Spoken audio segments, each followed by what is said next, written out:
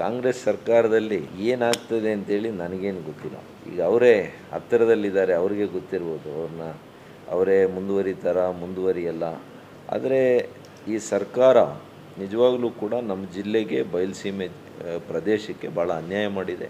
ಎತ್ತಿನ ಹೊಳೆ ಯೋಜನೆ ಏನು ಕನಸನ್ನು ಕಂಡಿದ್ವಿ ನಾವು, ನಮ್ಮ ಸರ್ಕಾರ ಇದ್ದಿದ್ರೆ ಬಹುಶಃ ಇಷ್ಟೊತ್ತಿಗೆ ಎಲ್ಲವನ್ನು ನಾವು ಸರಿ ಮಾಡಿ ನೀರನ್ನು ಕೊಡುವಂಥ ಮಟ್ಟಕ್ಕೆ ಬರ್ತಾಯಿದ್ವಿ. ಇನ್ನೂ ಕೂಡ ಆ ಭೂಸ್ವಾಧೀನ ಪ್ರಕ್ರಿಯೆ ಮಾಡಲಿಲ್ಲ, ಆ ಜಲಾಶಯ ನಿರ್ಮಾಣ ಮಾಡುವಂಥ ಪ್ರಕ್ರಿಯೆ ಪ್ರಾರಂಭ ಮಾಡಲಿಲ್ಲ. ಇನ್ನೂ ಕೂಡ ಸಕಲೇಶ್ಪುರದಲ್ಲಿದೆ ನೀರು. ಹಾಗಾಗಿ ಮೇಕೆದಾಟು ಹೆಸರಿನಲ್ಲಿ ಓಟ್ ತಗೊಂಡ್ರಿ, ಎತ್ತಿನ ಹೊಳೆ ಹೆಸರಲ್ಲಿ ಓಟ್ ತಗೊಂಡ್ರಿ, HN ವ್ಯಾಲಿ, KC ವ್ಯಾಲಿ, ವೃಷಭಾವತಿಯಲ್ಲಿ ನಾವು 3ನೇ ಹಂತ ಮಾಡ್ತೀವಿ ಅಂತ ಹೇಳಿದ್ರಿ.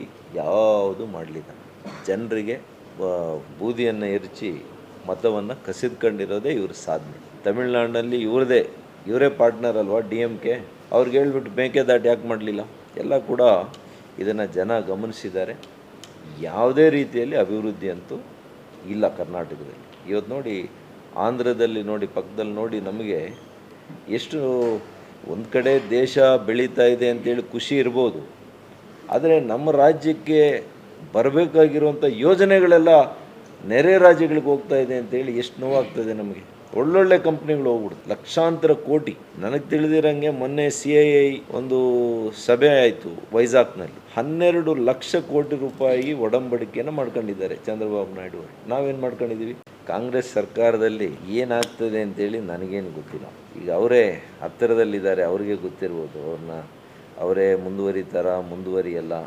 ಆದರೆ ಈ ಸರ್ಕಾರ ನಿಜವಾಗ್ಲೂ ಕೂಡ ನಮ್ಮ ಜಿಲ್ಲೆಗೆ ಬಯಲುಸೀಮೆ ಪ್ರದೇಶಕ್ಕೆ ಭಾಳ ಅನ್ಯಾಯ ಮಾಡಿದೆ. ಎತ್ತಿನ ಹೊಳೆ ಯೋಜನೆ ಏನು ಕನಸನ್ನು ಕಂಡಿದ್ವಿ ನಾವು, ನಮ್ಮ ಸರ್ಕಾರ ಇದ್ದಿದ್ರೆ ಬಹುಶಃ ಇಷ್ಟೊತ್ತಿಗೆ ಎಲ್ಲವನ್ನು ನಾವು ಸರಿ ಮಾಡಿ ನೀರನ್ನು ಕೊಡುವಂಥ ಮಟ್ಟಕ್ಕೆ ಬರ್ತಾಯಿದ್ವಿ. ಇನ್ನೂ ಕೂಡ ಆ ಭೂಸ್ವಾಧೀನ ಪ್ರಕ್ರಿಯೆ ಮಾಡಲಿಲ್ಲ, ಆ ಜಲಾಶಯ ನಿರ್ಮಾಣ ಮಾಡುವಂಥ ಪ್ರಕ್ರಿಯೆ ಪ್ರಾರಂಭ ಮಾಡಲಿಲ್ಲ. ಇನ್ನೂ ಕೂಡ ಸಕಲೇಶ್ಪುರದಲ್ಲಿದೆ ನೀರು. ಹಾಗಾಗಿ ಮೇಕೆದಾಟು ಹೆಸರಿನಲ್ಲಿ ಓಟ್ ತಗೊಂಡ್ರಿ, ಎತ್ತಿನ ಹೊಳೆ ಹೆಸರಲ್ಲಿ ಓಟ್ ತಗೊಂಡ್ರಿ, HN ವ್ಯಾಲಿ, KC ವ್ಯಾಲಿ, ವೃಷಭಾವತಿಯಲ್ಲಿ ನಾವು 3ನೇ ಹಂತ ಮಾಡ್ತೀವಿ ಅಂತ ಹೇಳಿದ್ರಿ. ಯಾವುದು ಮಾಡಲಿಲ್ಲ. ಜನರಿಗೆ ಬೂದಿಯನ್ನು ಎರಚಿ ಮತವನ್ನು ಕಸಿದ್ಕೊಂಡಿರೋದೇ ಇವ್ರ ಸಾಧನೆ. ತಮಿಳ್ನಾಡಿನಲ್ಲಿ ಇವರೇ ಪಾರ್ಟ್ನರ್ ಅಲ್ವಾ DMK. ಅವ್ರಿಗೆ ಹೇಳ್ಬಿಟ್ಟು ಮೇಕೆದಾಟು ಯಾಕೆ ಮಾಡಲಿಲ್ಲ? ಎಲ್ಲ ಕೂಡ ಇದನ್ನು ಜನ ಗಮನಿಸಿದ್ದಾರೆ.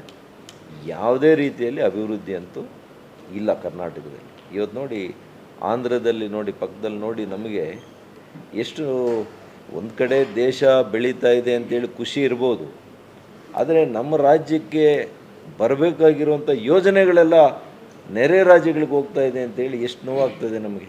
ಒಳ್ಳೊಳ್ಳೆ ಕಂಪ್ನಿಗಳು ಹೋಗ್ಬಿಡುತ್ತೆ, ಲಕ್ಷಾಂತರ ಕೋಟಿ. ನನಗೆ ತಿಳಿದಿರಂಗೆ ಮೊನ್ನೆ CII ಒಂದು ಸಭೆ ಆಯಿತು ವೈಜಾಗ್ನಲ್ಲಿ. 12 ಲಕ್ಷ ಕೋಟಿ ರೂಪಾಯಿ ಒಡಂಬಡಿಕೆಯನ್ನು ಮಾಡ್ಕೊಂಡಿದ್ದಾರೆ ಚಂದ್ರಬಾಬು ನಾಯ್ಡು ಅವರು. ನಾವೇನು ಮಾಡ್ಕೊಂಡಿದ್ದೀವಿ?